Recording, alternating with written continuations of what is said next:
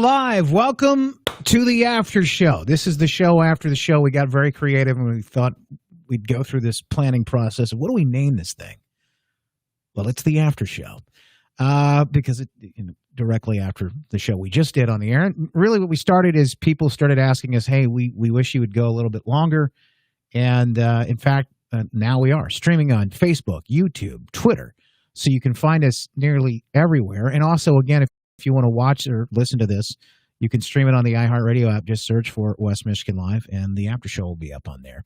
So today we wanted to have a conversation with somebody I thought you might find interesting. He is a Michigan author. He's written a book that's kind of unique, and well, during an election year, 2020, things can be kind of crazy. How do you explain this kind of stuff to your kids, especially see things get a little heated if you watch the news, the skies and that kind of thing. And I think it's important to talk to your kids about this stuff. Ben LaCross joins us right now. Ben, we appreciate you being here with us today. How are you? I'm great, Justin. Thanks for having me.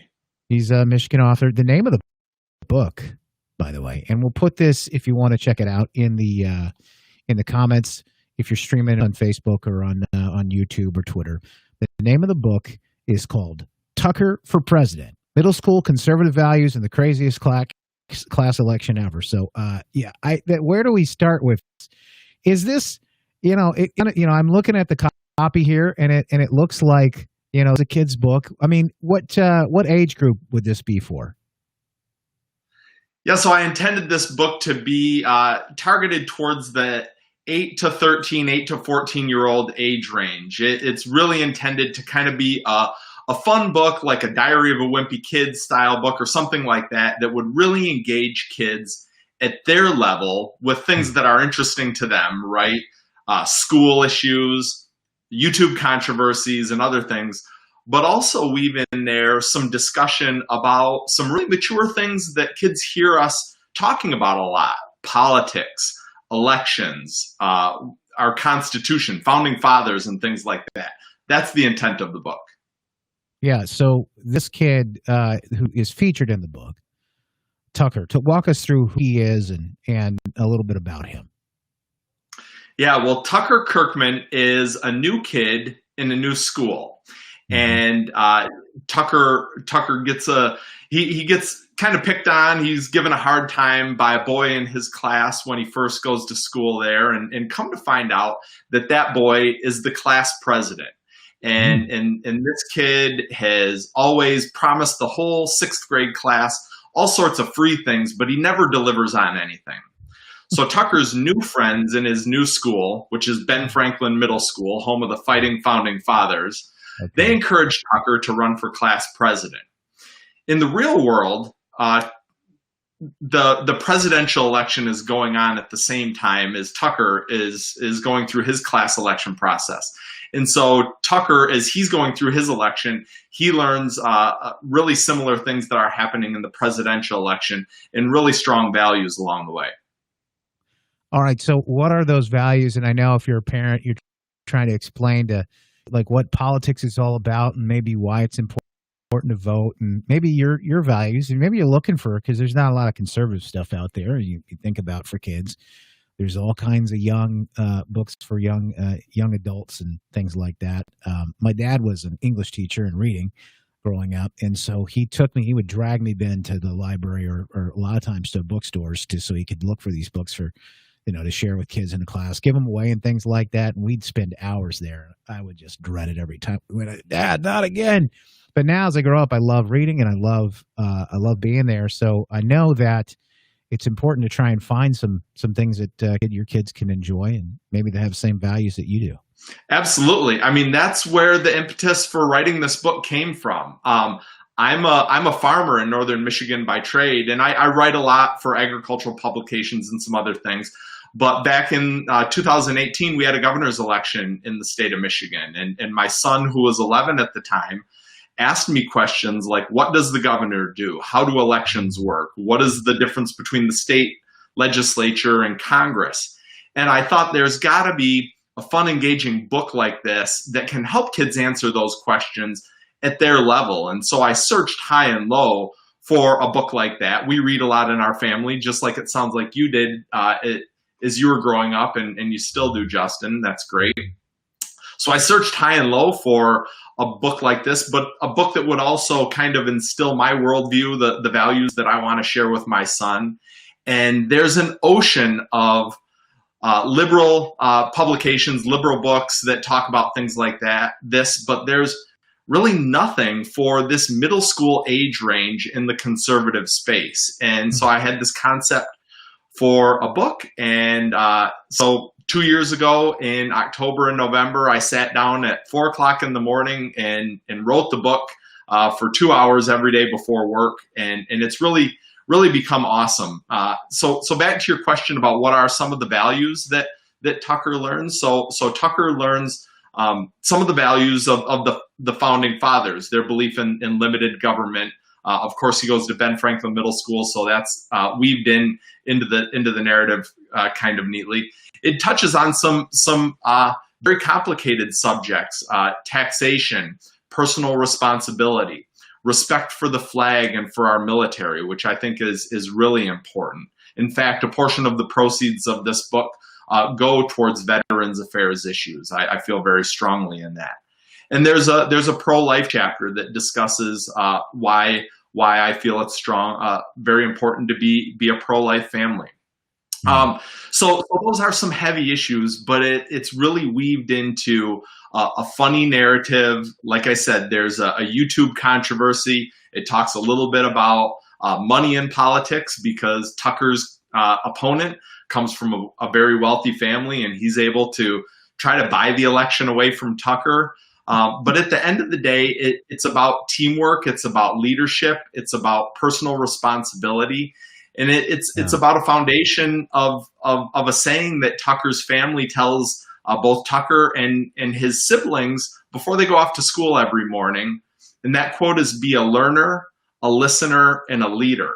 And that's something that I think is really important for kids as they go off to school. It's something that I tell my kids before I go off to school, probably because I was more of a distraction when I was in school than a learner, listener, and a leader. But those are some of the values that I want to share with my kids. And other people really around the country have really taken a liking to the message of Tucker, and they're really able to use the book as a conversation point right now through the election season to have with their kids. Hey, Ben, I don't know. I haven't talked about, I don't want to mean to put you on the spot, but can we give a book or two away? Would that be cool? Absolutely. Yeah, let's do it. All right. So let's just click share on this, and we will randomly pick someone who comments, likes, and shares. No matter where you're watching this, we'll pick randomly somebody throughout, whether it's YouTube or Facebook or Twitter. And we'll send you a book, especially if you've got a child or maybe a grandchild and you want to do this. So I just found out, Ben, that I am going to be a dad. Matter of fact, I found out in the wildest way possible. I found out on Father's Day. My wife told me, she shared the news with me. Yeah, it was incredible. Dude, that's awesome. Congratulations. So she's like 16 weeks along now, and it's starting to get real. We're starting to collect things around the house, and things are really kind of progressing.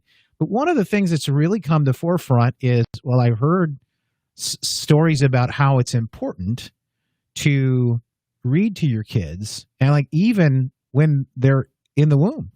I've heard stories about how they'll start to recognize your voice, and you start to read different books to them and things like that. Maybe it'll help them get to bed easily and things like that. So when they do get older, so we started reading, like we're just reading these kids books. So thinking about like what are they gonna, what are you going to give them as far as reading? The other things that is we start to learn more about some of the entertainment and things that are out there for the kids. Like, what are they going to watch? What are you going to have? How do you have some of these really tough conversations with them? And so as a dad, any advice on that front? Because, I can't, some of these things that we're facing now, I mean, I can't even imagine having to think about them or even talk about them with your kids, but it's something that has to happen. Yeah, well, Justin, if you're already thinking about these things with your first child, your fatherly instincts are strong, man. So you're going to do just fine. The advice that I give you is kind of the advice that I wanted to impart throughout this book is that it's okay to have intentional conversations with your kids, whether you want to talk to them about politics or religion or some of the other kind of heavy subjects that we have, especially as kids get into middle school. So my kids, I have three children. My oldest is 13. My middle daughter is Lauren, and she's 10, and my youngest son is almost 8. So we're right in the middle of sports and choir practice and all those kind of things. But the one thing that my wife and I always try to do is really have deep conversations with them about why we want to raise them and why we want to be the people who we want to be. For example, when the quarantine hit back in March, and we were trying to explain all these really confusing things to our kids. Yeah. Why are schools being shut down and whatnot? Right. The one thing that I remember we did discuss was how we wanted to support our local businesses a lot more significantly maybe than we had in the recent past by buying takeout food from restaurants and other things, because we felt that was part of the community that we wanted to belong in. We wanted to support local businesses in our community. And so that led us into having a conversation about, people losing their jobs and how we have to support one another and what it means to have businesses shut down. So, fatherly advice, you're going to do great. Keep reading to your kids, and don't be afraid to have conversations with them as they get older about things like this. I think it really helps us really have a really close connection to our family, to our kids. Yeah. Ben LaCross is with us. He's a Michigan author who's written this book. We put the link, by the way, in the comments if you want to check it out, but it's called Tucker for President. And, Ben, I'm looking at some of the things that we can talk about or learn where the kids can learn, because when they go off to school, I think it's more and more, it's starting to become more and more apparent. And, even my dad was a teacher, even though I recognize this, but if you don't teach them about these things, someone else will. And if you don't have conversations like taxes, I know it's a tough conversation to have, and maybe there's a right time to have it, but I heard someone say something I thought that was really interesting and kind of cute. Eat 30% of your kids' ice cream. And that's a great way to teach them about taxes, and I thought, wow, because if you don't, somebody else will in a way that you may regret. Yep, absolutely. On Halloween, when we take our kids around trick-or-treating, we have what's called the dad tax. And so they have to bring their candy in, and I get to pick out the stuff that I like. And that's just kind of a funny way to introduce taxation to them, but it is. And there's kind of a similar story, or that's the narrative around taxation in the Tucker book. It's a funny little discussion, but it revolves around, there are things that we need the government for, really, really essential services. But then there are other things where it's like, okay, you're taking how much out of my paycheck and I'm getting what back for it? Yeah. Wait, what does this mean?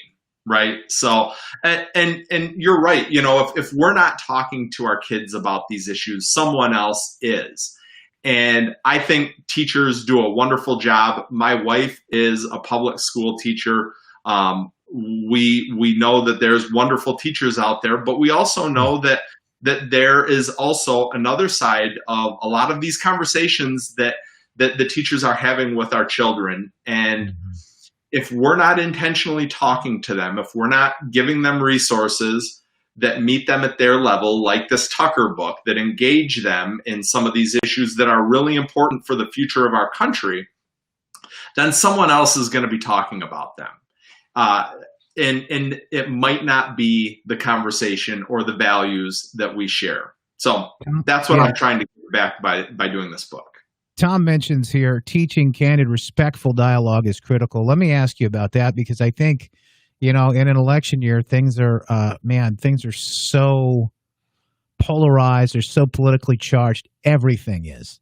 You can't escape. There's nothing out there that I can't think about, Ben, as we talk with Ben LaCross, the author here in Michigan of the Tucker book, and it's called Tucker for President, Middle School Conservative Values in the Craziest Class Election Ever. But everything's so politically charged. How do you get into that conversation of, well, we want to be respectful, but we also don't want to be afraid to confront and talk about what we believe in?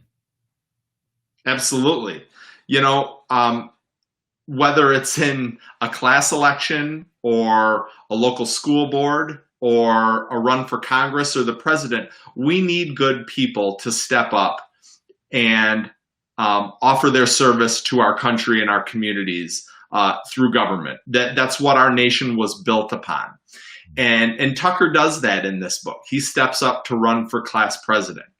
But one of the things that Tucker did, and he kind of taught me some lessons throughout this, is how to hold yourself to a high moral standard throughout an election, and also how to be good to your opponent throughout an election.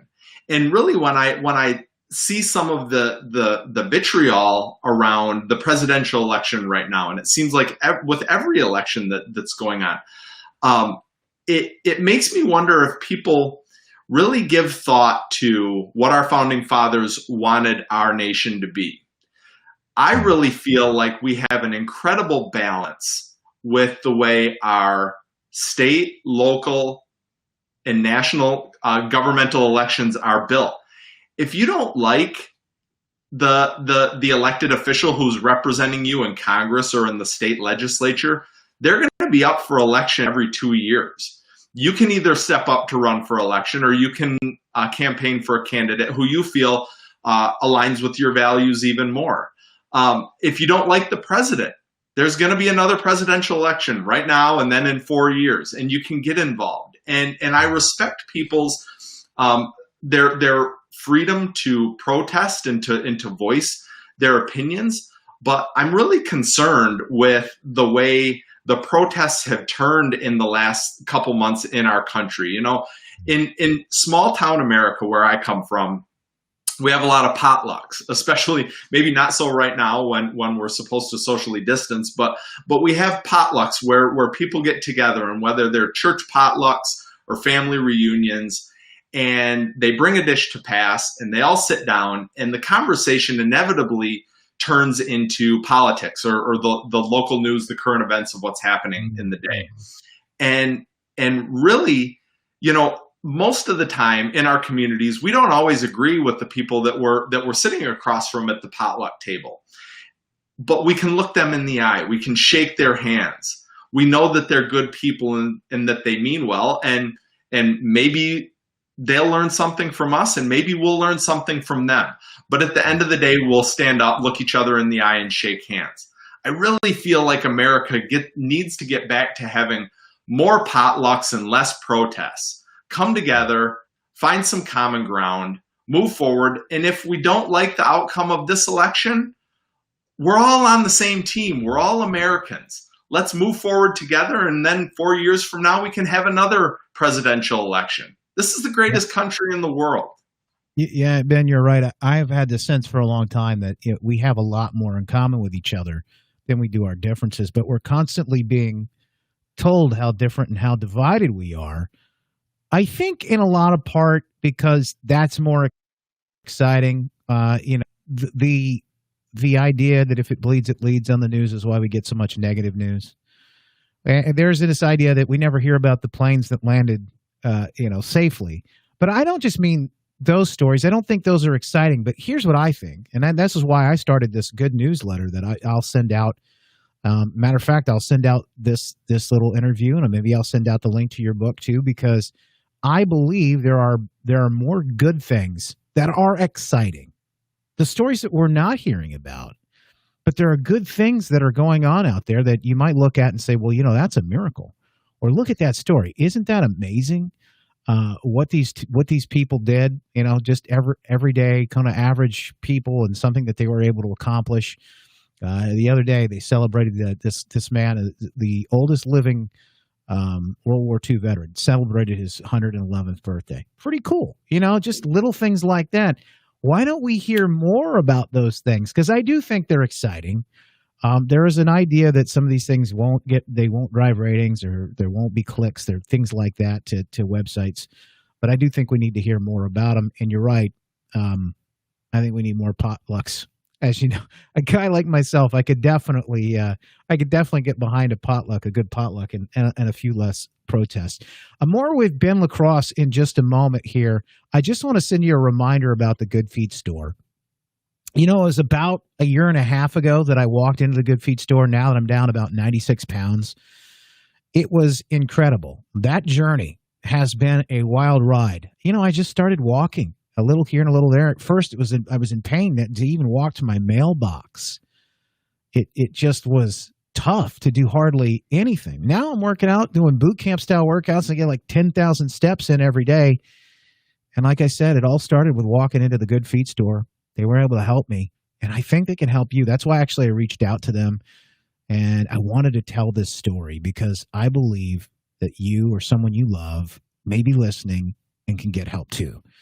You don't have to just live with foot pain, right? You can visit the Good Feet store like I did and see if they can help you as much as they've helped me. Walk in and see for yourself at 28th Street there at Target, or you can learn more at goodfeet.com or call 616-200-6079 for more info. The Good Feet store.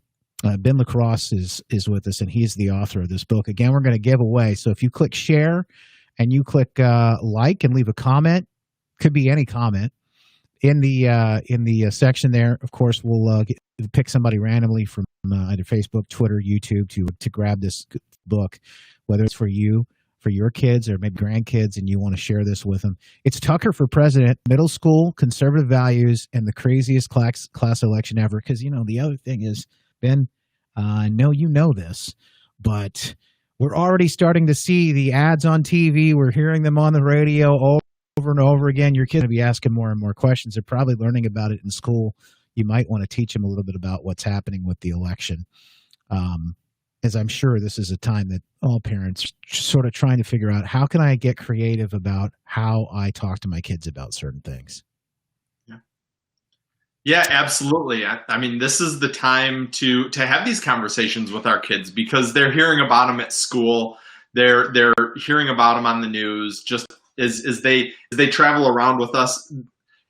Even kids in upper elementary and middle school, they're talking about this, and then they're trying to figure it out. I mean, I think there's inherent desire for people to know where they come from, and part of our heritage is our democracy in the United States, and the democracy is another concept that is touched on a little bit in the Tucker for President book.